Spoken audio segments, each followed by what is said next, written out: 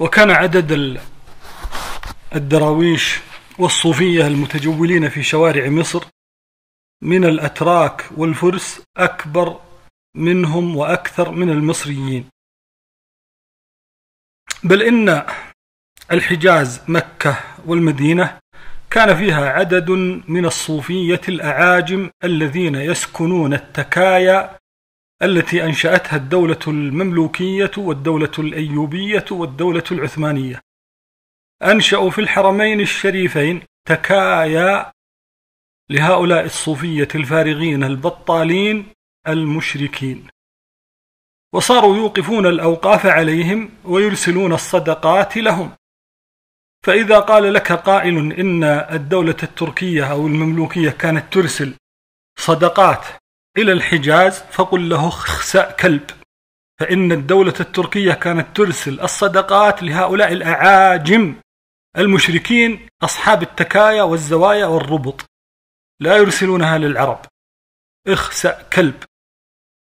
بل كانت الدولة التركية والمملوكية تأكل أموال أهل الحجاز وتستغله أسوأ استغلال، بحيث يحمل في كل سنة من الحجاز أكثر من 700,000 دينار ذهبي، في كل سنة تحمل من الحجاز وتذهب إلى تركيا أو إلى الدولة المملوكية. كانوا يأكلون أموال أهل الحجاز ولا يتصدقون عليهم. أما في العهد العثماني فقد حفلت مصر بفرق المتصوفة وطوائف الفقراء، اكتظت الشوارع بمواكبهم والبيوت بولائمهم والمساجد والزوايا باجتماعاتهم. انتشر الشيوخ والأتباع في الريف والحضر، تغلغل نفوذهم في المدن وشاع في الأقاليم والقرى، امتد سلطانهم إلى مختلف طبقات الشعب، وأقام في صدورهم عرشه، وتسرب إلى قصور الحكام، فعبث بالقوانين واستهان بالرأي العام، فتخطى الصوفية أبسط مبادئ العرف، واستعلوا على الدين، فاستباحوا الخروج على قواعده وتعاليمه.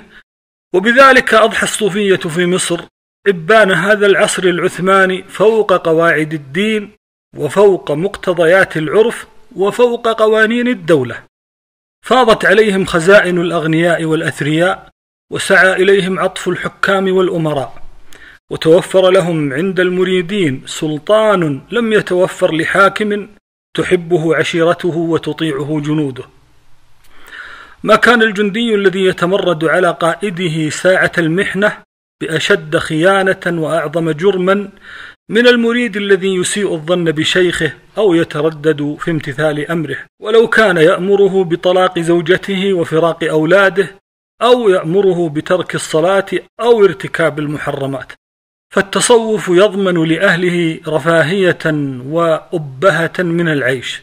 فهذا إبراهيم المتبولي كان يبيع في بدء حياته الحمص، مات أبوه فكفلته أمه وتعهدت بتربيته، فلما أخذ الطريق وسار فيه شوطا أصبح صاحب زاوية فيها نحو 100 مريد، يقيم طاعما كاسيا على نفقة صاحب الزاوية.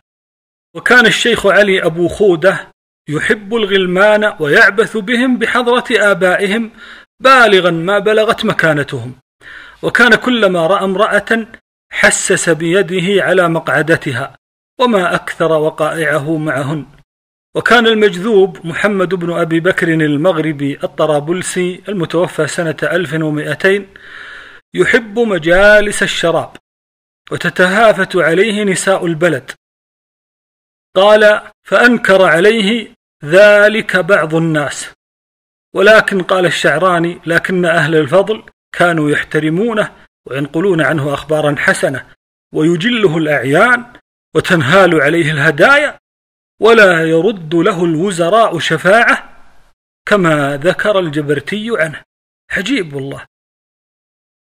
وقد اشتهر فقراء المطاوعة والصوفية بحبهم للغلمان، حتى كانوا إذا عقدوا مجلسا من مجالس الذكر أجلسوا الصبيان من ورائهم ليحتضنوهم من الخلف إذا اشتدت حماسة الذاكرين، فإن أنكر عليهم ذلك أحد من الناس قالوا: لا جناح على من مس دبر غلام، إنما الجناح على من فعل فيه الفاحشة وحدها.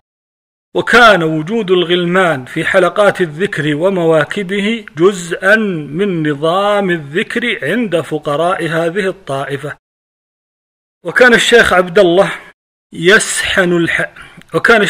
الله يصحن الحشيش ويبيعه، يصحن الظاهر أنها يعني يسحق الحشيش، ويبيعه بخرائب الأزبكية، فلا يناله من الناس أذى ولا ضرر، بل لقد كان الناس يعتقدون أن من تعاطى الحشيش منه كف عن تعاطيه، كما يزعم ذلك المناوي.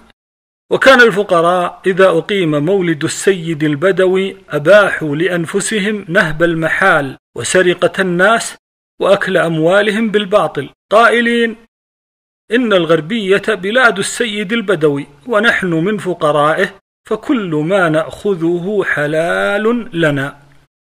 الطبقات الكبرى للشعراني. وكان النساء اللائي يتصلن بالفقراء معرضات للزنا، وقد اشتهر فقراء الأحمدية والبرهامية بارتكاب الفحشاء مع النساء اللائي يأخذن العهد عليهن، حتى خصهم الشعراني بالذكر في معرض حديثه عن وقائع الزنا التي تحدث جراء اختلاط الجنسين.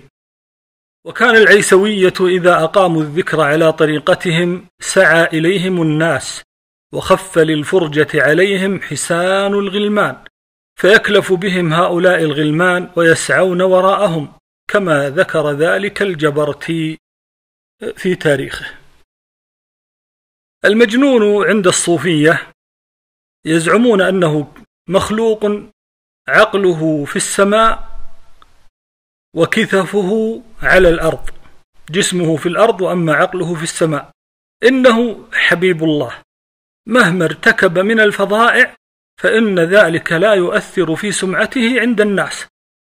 وكثيرون من الصوفية دائما هم الذين يتخطون قواعد الدين ويتمردون على مبادئه، لكن علة تمردهم على الدين عند الناس أنه نتيجة لتجريد العقل واستغراق الملكات العقلية في عبادة الله، مما أدى إلى العجز عن التحكم في عواطفهم وتصرفاتهم.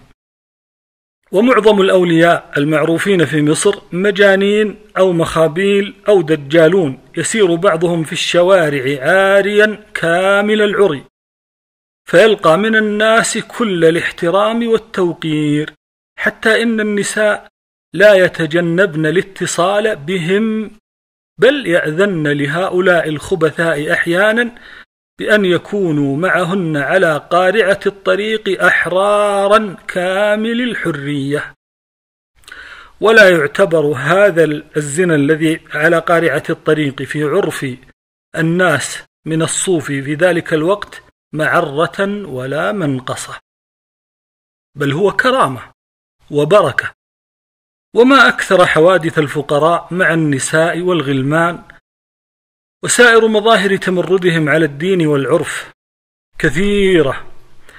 وقد كان الناس يقابلون هذا الاستهتار بالرضا والاغتباط، لأن الأولياء في عرف الكثيرين منهم قد سقطت عنهم التكاليف الدينية، فجاز لهم ما حرم على غيرهم، يهملون الصلاة ويتركون الصيام ولا يقومون بشيء من فروض الدين وشعائره، ثم لا يتقيدون بعد هذا بشيء من نواهيه ولا يخضعون لقيوده ومحرماته، فالزنا والخمر والميسر والحشيش وكافة رذائل الأخلاق قد أحلت لهم، فاستباحوا الحرمات على مرأى من الناس، ولم يجدوا من شدة إنكار الناس ما يخيفهم أو يردهم عن غيهم أو يوجههم إلى أقوم سبيل.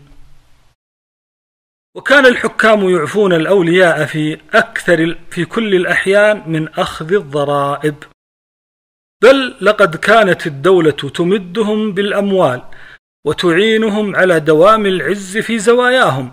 فمن ذلك ما يرويه الجبرتي عن الشيخ السادات الصوفي حين أراد أن يعمر زاوية أسلافه، فسرعان ما ورد الأمر الرسمي بإطلاق 50 كيسا لمصرف العمارة من خزينة مصر، 50 كيس ذهب. ثم كاتب الدولة بعد ذلك بأن هذا لا يكفي، فأطلقت له 50 كيسا أخرى، ثم عاد. والعجب أن هذا الكرم من الدولة على هذا الصوفي كان يحدث في زمن فشى فيه الظلم على الرعية، وانتشر طغيان الحكام وبغي الجنود، وأرهقت الضرائب جمهور الناس، وأخذت منهم عنوة أكثر من مرة، وكثرت الإتاوات التي كانت تفرض على الفلاح المسكين وعلى التاجر البائس. وبينما كان الظلم والضنك يمشي في البلد طولا وعرضا، كانت الدولة تستجيب لمطالب شيوخ الطرق في طلب الأموال لتعمير الزوايا والإنفاق على مجاوريها. وكثيرا ما كان الصوفية أو مشايخهم يرحلون من مصر إلى الروم، يعني إلى الترك، في طلب الدنيا. ويلتمس لهم بعض المؤلفين العذر في ذلك، فيقول: من المحتمل أن يكون الصوفي قد كشف الله له أن له رزقا في بلاد الروم، فيخف إليه فارغ القلب من محبة الدنيا. كل عمل قبيح يعمله الصوفية يجدون له عذرا، يعني يقولون أن الصوفي علم أن الله قدر أن له رزق في الروم، فوش يسوي عاد؟ هذا قدر يروح له. وكذلك فعل شريف مكة كان يعاملهم هكذا، يثقل الكاهل الناس بالظلم والضرائب، ويعفي الصوفية من هذه الضرائب، بل ينفق عليهم. وإذا ترجموا له قالوا: وكان يحب الفقراء، وكان فلان الوالي يحب الصالحين، وله فيهم اعتقاد حسن. يمدحونه وهو يظلم الناس وينتهك أعراضهم ويأخذ أموالهم، يفعل بالناس الأفاعيل، ومجرد أنه ما يعطي الصوفي شيء من المال ومن لعاعة الدنيا خلاص يدخل الجنة. والله العظيم مما يثير عجب الإنسان من هؤلاء الفقراء إقبالهم على الدنيا، وحرصهم على التمتع بلذاتها والظفر منها بأوفى نصيب. وقد يفعلون هذا كله جهارا أمام الناس، لا يرون فيه سبة ولا معرة، ولا يرى الناس لهم فيه سبة ولا معرة. انتشر الأولياء في أرض مصر واقتسموا مناطقها، فاستولى كل ولي على مساحة من الأرض تقبل الزيادة والنقصان، يتصرف في أهلها ويستغل غلاتها. ترى ذرائح الأولياء وعبادة أهل مصر لها تشبه الأوثان والأصنام التي كانت في جزيرة العرب قبل الإسلام.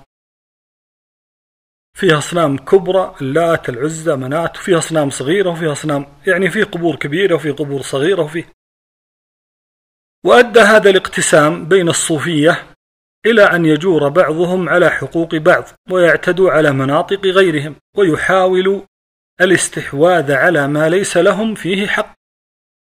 وكان طبيعيا أن يغضب الولي إذا اعتدى أحد زملائه على منطقته التي تخضع لنفوذه، بل لقد كان غالب فقراء العصر يبغضون من لم يكن من تلامذة شيخهم. يتمنى الواحد منهم ألا يظهر اسم غير شيخه في بلده، يتبادلون بينهم نظرات مليئة بالحقد فياضة بالاحتقار.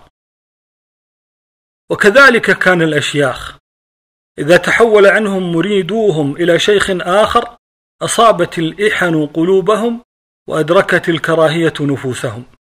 كان اعتداء الولي على منطقة غيره من الأولياء عدوانا بالغا وامتهانا لحرمة الطريق، على أن الأولياء كانوا إذا رأوا وليا أقوى منهم شخصية وأكثر أتباعا وأمضى نفوذا وأرحب سلطانا خضعوا له، وساروا تحت رايته وأكلوا باسمه. فإن أجمعوا كلهم على الإذعان له عرضوا عليه القطبانية، ودانت له الأرض بما رحبت، وخضعت له الرقاب بما حملت، وكان وحيد عصره. وصار له في كثير من قرى مصر نقيب وخليفة وتلامذة وأتباع، وصار الكبار والصغار والنساء والرجال يذكرون الله بطريقته، وصار خليفة الوقت وأسلم على يديه خلق كثير من النصارى، يعني هذه ستذكر في ترجمته. وإذا مات فقد ابتدأ نزول البلاء واختلال أحوال الديار، لأن الرحى لا تدور بدون قطبها، ولا يتم أمر من أمور الدولة ولا من أمور الكون إلا باطلاعه وإذنه، والله المستعان. وكان كتاب التاريخ والمترجمون يسرفون في إضافة الأوصاف إلى من يترجمون لهم على سبيل التمجيد والتعظيم. لم يكن هذا دأب صغار المؤرخين وحدهم، ليسوا هم الذين انزلقوا إلى هذا الإسراف، بل كان هذا بلاء عاما عند كل المؤلفين. كان المتصوف إذا خرج إلى الشارع أو سار في الأسواق تهافت عليه الناس وتكاثر حوله عديدهم، وسدوا طريقه وانهالوا على يديه وقدميه تقبيلا ولثما. السيد محمود البكري خرج مرة فكان الازدحام يقع بين الناس حتى إن بعضهم ليسقط تحت أقدام بعض، وكان يحيط به جماعة من جند السلطان التركي وغيرهم يحلقون على حضرته بأيديهم خشية عليه من أذى الازدحام، وربما أخذ أحدهم بيده الشريفة وهي ممدودة لتقبيل الناس لطول زمان مدها لهم، إذ كان يمدها لهم بعد درسه نحو من ساعة زمانية. النور السافر. بل امتد نفوذهم حتى على قطاع الطرق. كان الشيخ البيومي يتوب العصاة والمجرمين وقطاع الطرق فيصيرون مريدين له وأتباعا، وكان إذا ركب إلى المشهد الحسيني في جماعته تبعه هؤلاء العصاة والمجرمون حاملين العصي والأسلحة في موكب له روعته وجلالته، كما يقول الجبرتي. والشيخ الشناوي كان ينظر إلى قاطع الطريق نظرة وهو مار به، فسرعان ما يتبعه هذا المجرم ولا يملك رد نفسه عن ملازمة الشيخ والسير في ركابه. بل قد ارتقى بعض هؤلاء اللصوص التائبين حتى صاروا من أعيان الفقراء والمشايخ. ومعنى هذا أن الشعب كان لا يعبأ بماضي الفقراء إذا أحسن الظن بهم. قلت ليس هذا بأغرب من أنه لا يبالي بحاضرهم أصلا، إذا كانوا يرون الولي يزني ويلوط في الشارع ولم يغض هذا من قدره، كيف يغض من قدره أنه كان قاطع طريق فيما مضى. سار علي البكري المتوفى سنة 1200 عاريا في الأسواق، يهذي في حديثه ويخلط في كلامه، فيؤول الناس هذيانه تأويلا يلائم أحوالهم ويتفق مع أغراضهم. واستغل أخوه سذاجة الناس فمنعه من الخروج إلى الشوارع والأسواق مكشوف الرأس والسوأتين كما كان يفعل في أغلب أحواله، وحبسه في بيت وروج له وعزى إليه من الكرامات والخوارق ما حمل الناس على الإسراف في الإيمان به والمسارعة إلى تقديم الهدايا والنذور إليه، حتى أثرى أخوه من ورائه.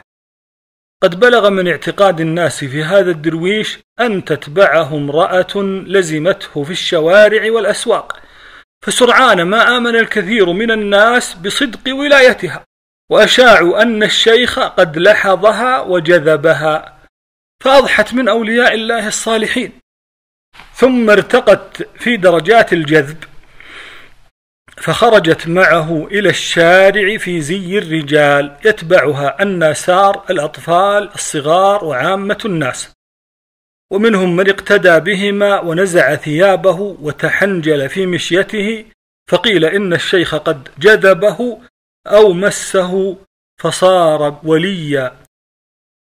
وكثر أتباع هذا الرجل المعتوه حتى كان إذا مر بشارع ملأه ضجيجا، ونهب أتباعه محال التجار واستولوا على ما فيها من بضائع. وكانت المرأة التي تتبعه تصعد أحيانا على درج عال وتفحش في القول، فيزداد إيمان الناس بها ويقبلون يدها تيمنا ببركتها. بل بلغ من اعتقاد الناس بهم أن الخطباء خطباء الجمعة في مصر كانوا يخطبون بكراماتهم ومناقبهم. فهذا الخطيب المنزلاوي كان ينشئ خطبة يخطب بها كل جمعة، ويكون الولي الصوفي حاضرا في خطبته بالمشهد الحسيني، ويدرج فيها الإطراء العظيم لهذا الصوفي والتوسل به في خطبة الجمعة، والتوسل به في كشف المهمات وتفريج الكروب وغفران الذنوب، حتى لقد سمع قائل وهو يقول بعد الصلاة: لم يبق على الخطيب إلا أن يقول: اركعوا واسجدوا واعبدوا الشيخ السادات. بل هو قد عبده. كيف يدعو في تفريج الكروب وغفران الذنوب؟ هذه عبادة ذكرها الجبرتي في تاريخه. وقال الجبرتي عن هذا الرجل السادات: بالغوا في تعظيمه وتقبيل يده، ومدحوه بالقصائد البليغة طمعا في صلاته وجوائزه وحصول الشهرة لهم وزوال الخمول والتعارف بمن يتردد إلى داره من الأمراء والأكابر. وحسب هؤلاء الشيوخ الصوفية نفوذا عند الشعب مرضاته عما كانوا يرتكبونه من الزنا بالنساء والفسق بالغلمان وتعاطي المخدرات واستيلائهم على أموال الناس وحرصهم على الدنيا باسم الزهد في الدنيا والاستهانة بشهواتها والرغبة فيها، ومع ذلك تعلو منزلتهم عند الناس ولا تنحط. قد استبد سلطان هؤلاء الشيوخ بنفوس عامة الناس، بل بنفوس بعض الملوك والسلاطين والأمراء. وكثيرا ما كان الأمراء يساهمون في إقامة أضرحة الأولياء وتنظيم موالدهم الملأى بالفساد من الزنا بالنساء واللواط بالغلمان ونحوه، كما ذكره الجبرتي: وكان نساء الأمراء يحسن الظن بالدجالين من هؤلاء ويغمرنهم بالهدايا والنذور، كما كان شأنهن مع المخبول علي البكري صاحب الظريف والمزار القائمين في القاهرة إلى يومنا هذا. لم يكن الحكام في موقفهم من الشيوخ يمتازون عن طغام الناس كثيرا أو قليلا، وأحداثهم التي تشهد بهذه السذاجة والشرك أكثر من أن يحصيها العد.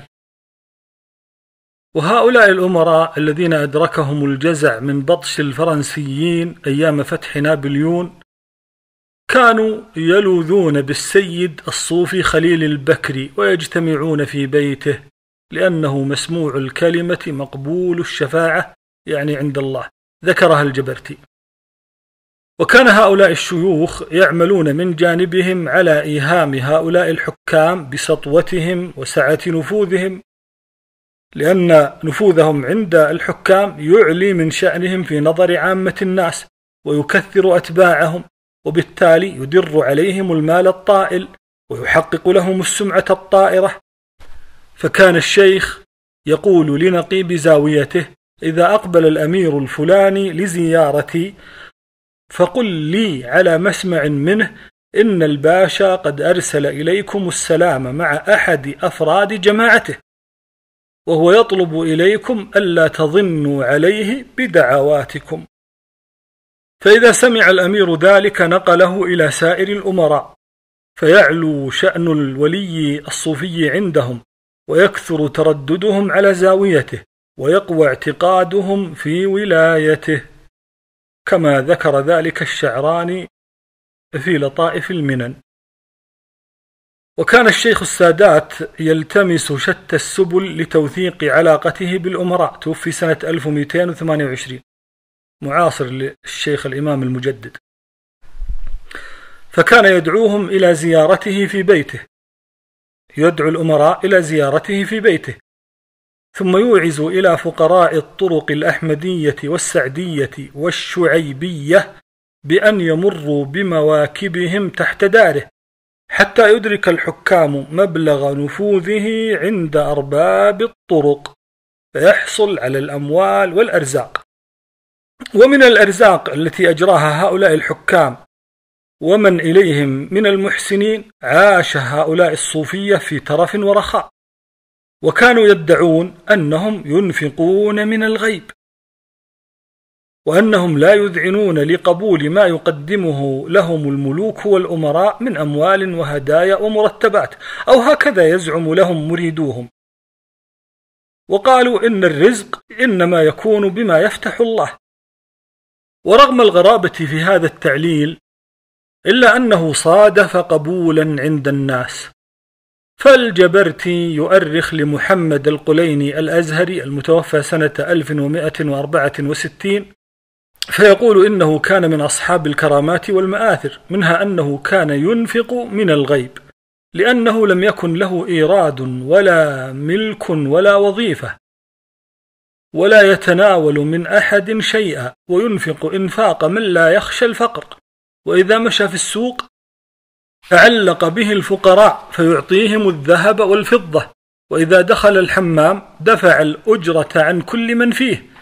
ويقول المحب في ترجمة أحمد بن سلام المصري إنه كان لا يتردد إلى أحد من الكبراء، ويحب الفقراء، ولا يقبل من أحد صدقة مطلقا، بل كان في غالب أوقاته يرى متصدقا، وليس له وظائف ولا معاليم، وعلى ذلك كان في أرغد عيش وأطيب نعيم، لأنه كان ينفق من الغيب.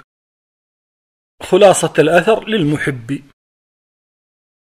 ويقول الشعراني عن الشيخ الدويب إنه حين وافته منيته خلف 100,000 دينار لا يعلم أحد مصدرها، لأنه كان متجردا من الدنيا زاهدا في جاهها، مع أنهم يعلمون جميعا أن الأرزاق هذه التي في أيدي الصوفية إنما كانت تأتيهم من جرايات الأمراء التي يجرونها عليهم، أو من عطايا المحسنين، أو مما يأخذونه من الناس. ولكن كما قلت لكم كل شيء يجدون له مبررا يبررون به للصوفية. يزعمون الشحذة هذه التي يشحذونها الناس جعلوها كرامة، يزعمون أنها كرامة وأموال تأتيهم من عند الله، وهم إنما يعيشون من هدايا الملوك، بل بعضهم كان يبز الملوك في مظاهر الجود والسخاء وفي مظاهر الأبهة من هؤلاء الصوفية. ولكن الصوفية قد دفعوا ثمن علاقتهم بالملوك والأمراء انتصارا منهم لظلمهم وتأييدا للجائر من تصرفاتهم، فأدى هذا إلى إضعاف روح دفع الصائل على هؤلاء الظلمة. صار الناس في حالة خنوع. دفع الصائل يا إخوة ليس هو خروجا على الحاكم، يعني إذا أراد أحد أن يعتدي على عرضك أو يأخذ مالك بالقوة فلك أن تدفعه، حتى لو قتلت فإنك تقتل شهيدا، تكون شهيد عند الله. انظر إلى تكريم الله لك، أنه جعلك إذا مت وأنت تدافع عن عرضك يعطيك أجر الشهادة كأنك تدافع عن دينه، وأنت تدافع عن عرضك أنت، لأن الله سبحانه وتعالى ما يرضى ما يحب أن الناس يتسلط بعضهم على بعض ويظلم بعضهم بعضا، نهى عنه. فأنت إذا خنعت كأنك تأذن لهؤلاء أن يظلموك ويمارسوا المنكر معك، والله المستعان. المهم أن الصوفية والفقهاء أيضا والقضاة في زمن دولة المماليك كانوا دائما مواقفهم تأييد وانتصار للحكام الظلمة وتخذيل للناس وإقناعهم بأن يرضوا بما هم عليه. خلاص لا تدفع الصائل، من أراد أن يأخذ مالك أو أهلك أو عرضك أو يظلمك أو خلاص خليك مستسلم دائما. صار الجنود يعيثون فيهم فسادا، والله المستعان. ترى هذا ليس خروجا على الحاكم كما قلت لكم، والطاعة إنما تكون في المعروف. قال عن أحد الشيوخ الذين كانوا يخادعون نساء الأمراء، قال حتى أثرى ونفقت سلعته وصادت شبكته، وسمن الشيخ من كثرة الأكل والدسومة والفراغ والراحة، حتى صار مثل البو العظيم.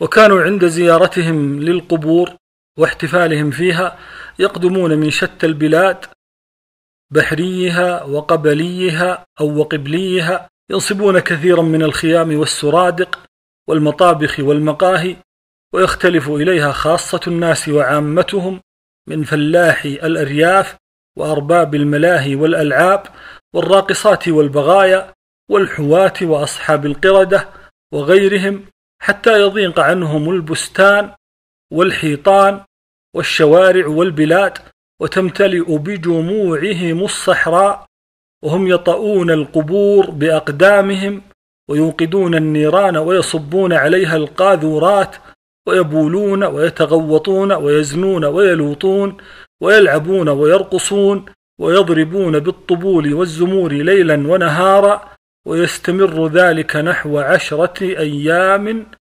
أو أكثر. الجبرتي. وقد وصف أحد المستشرقين انتشار الأضرحة في قرى مصر وإقبال المصريين على زيارتها ولثم عتباتها وتقبيل نوافذها وحوائطها ومقاصيرها وتقديم النذور إليها وإقامة الموالد لها، وشرح ذلك كله في كتاب ألفه في رحلته إلى مصر، وهو الأستاذ لين، وكتابه مكتوب بالإنجليزي ما أعرف أقرأه. أما أسباب انتشار التصوف في مصر فقد توافرت عند المصريين، ملأت الجهالة رؤوسهم، وأنقضت الفاقة ظهورهم، وأحرجت المظالم صدورهم، فلاذوا بالخيال وبالصوفية يستعينون بهم على احتمال تلك الحياة التي ثقلت على كواهلهم، فلم يزدهم الصوفية إلا ضغثا على إبالة، شاركوا الأمراء والجند في أكل أموالهم والاستمتاع بنسائهم وأبنائهم. كان الفقراء والصوفية أروح بالا وأكثر طمأنينة من الفلاحين في حقولهم، ومن التجار في متاجرهم، ومن الصناع في مصانعهم، فقد كانوا في مأمن من تطبيق القوانين ومنجاة من ضغط الرأي العام واستعلاء على أبسط مبادئ الدين، وقل من الحكام من سوى بينهم وبين سائر طبقات المجتمع في جمع الضرائب وأخذ الأتاوات وإزعاجهم بالعدوان بين الحين والحين. كان الشعب يئن، ولا سيما في فترات الظلم، من شدة الضنك والاعتداء على الحرمات وامتهان الحريات على أيدي فرق الجند التي كانت لا تجد لها رادعا يردعها عن هذا الغي.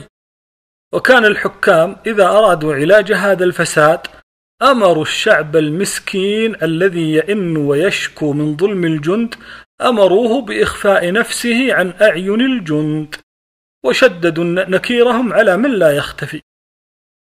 وما أكثر حوادث العبث بالمشايخ بخطف عمائمهم والاستهتار بالناس والاستهانة بالحرمات بخطف النساء والصبيان من الطرقات ليلا ونهارا. كان التجار في فترات الظلم لا يأمنون على بضائعهم وأموالهم من العدوان الذي يتوقعون نزوله بهم بين الحين والحين. وقد كان من عادة الفرق العسكرية إذا دخلت بلدا شاركت أهل الحرف في مكاسبهم، فيمضي الجندي منهم إلى التاجر ويخلع سلاحه ويعلقه في المحل ويصبح شريكه في أرباحه، حتى ثقل على أهل البلدة هذه الفعلة لتكلفهم ما لا ألفوه ولا عرفوه. الجبرتي. وكان التاجر لا يكاد يستقر في متجره حتى يسمع الناس يتصايحون ويتسابقون في العدو، فسرعان ما يحسبها فتنة قد شبت نارها، فيبادر بإغلاق محله ويلوذ فرارا. وكثيرا ما كان يتضح له بعد ذلك ألا فتنة ولا قتال، فيعود إلى محله فيفتحه. الجبرتي. وكان الفلاح في قريته معرضا لنوع آخر من الفزع والجزع، كان القضاة والكشاف يحطون عليه ويطالبونه بدفع الضرائب والإتاوات، فإن عجز عن الدفع انتزعوا منه أرضه وأذاقوه من العذاب ألوانا وأشكالا، بالمقارع والكسارات وعصر الرأس وإمرار الطونس على ظهره وإدخال البوص بين الظفر واللحم ويعلقونه وقد يضعون الخوذة المحماة بالنار على رأسه وما إلى ذلك من ضروب القسوة البالغة. أما المجاورون في الزوايا فقد كانوا في نجاة من هذه الشرور كلها، لأن الجنود كانوا يخافون بأسهم ويخشون سلطانهم الروحي ويؤمنون باتصالهم بالله، فيتزلفون إليهم ويطلبون الرضاء منهم، فيقبل كثير من الناس على دخول طريق التصوف مدفوعا بما سيصيبه في رحاب الزوايا من اطمئنان البال واستقرار الحال. وكان للفقراء فوق النجاة من ضغط الحياة أنهم لا يجهدون أنفسهم في احتراف عمل يكسبون قوتهم من ورائه، بل كانوا يعيشون في الزوايا طاعمين كاسين على نفقة المحسنين والأثرياء، بدعوى التفرغ للذكر والانقطاع للتهجد والتجرد لعبادة الله. ومن أطرف مفارقات هذا العصر أن يكون هؤلاء الزهدة الذين يدعون التقشف والقناعة بالتافه من شؤون العيش أرغد عيشا وأترف حياة من الفلاحين والتجار وأرباب الحرف.